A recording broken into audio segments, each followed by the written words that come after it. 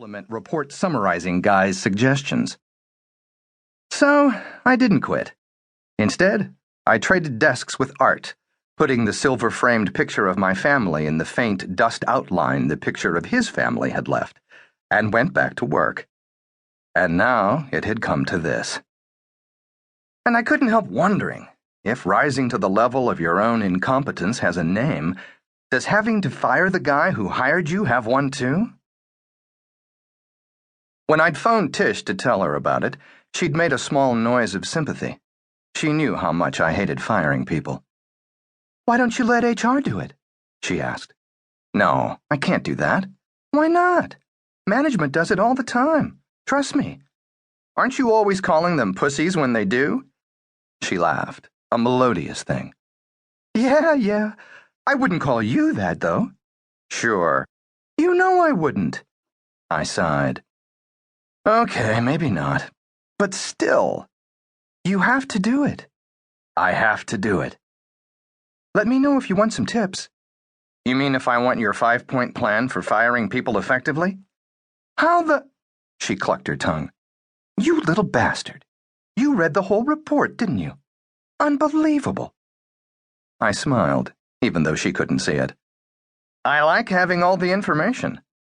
"Uh-huh. I have to keep ahead of those guys.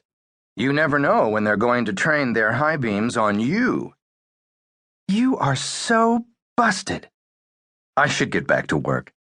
"Have fun with your numbers." "You know I will." I hung up and ran my hand over my face. As much as I liked talking to Tish, it didn't change the fact that Art had to go, and I had to do it. I spent Friday doing everything I could to put off the inevitable. But there wasn't anything I could do about Art's termination package, which was sitting on my desk. A blue folder full of helpful hints about what he might do with his future, and a single sheet of paper outlining his non-negotiable severance package. 56 years old, 22 years with the company, not in management, thanks to me, meant he was getting 28.4 weeks of severance pay. What was it with this company? Couldn't they ever think in round numbers?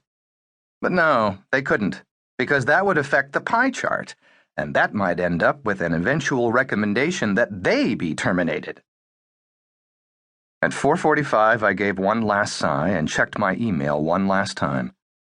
There was a message from Tish saying simply, "Good luck." "Thanks," I typed back. "I'll give you the blow-by-blow later." I hit send, turned off my computer, put my hands on my desk, and pushed myself up. Inertia's a funny thing. Even though it doesn't make any sense, scientifically speaking, I swear I had to push harder than usual. My steps down the hall also seemed heavier, thicker, like the feeling you get in a dream when you're trying to run. Treacle air, molasses legs. Art was sitting at his desk, an Excel spreadsheet open before him. He was squinting at the screen over the rim of his glasses. He never did get those bifocals his ophthalmologist had recommended a few months ago, and as per the package tucked under my arm, he had 4 weeks to do so or he was shit out of luck. He glanced up at me. "Hey, Jeff, you think you could help me out on this one? I can't seem to get the columns to balance." He shook his head, half self-mocking, half puzzled. "Why don't you leave it, Art?" "I have to get it done today. It's on my goal sheet." "It's okay. You don't have to do it." "You're a braver man than—" He stopped abruptly as he caught sight of the folder. "That's not— I mean, they couldn't. Not after all this time." "Why don't we go into the conference room?" He rose to follow me, shocked into silence. If my footfall seemed heavy before, my feet were cement blocks now. We made it into the conference room, and Art slumped into the nearest chair. I tried not to slump into the one across from him. Project an air of confident compassion, Tish had counseled me. But what did that mean, really? I had compassion, all right, but confidence? There was no way I was ever going to be able to look Art in the eye again. Concentrate on outlining the details of the package. She'd said that.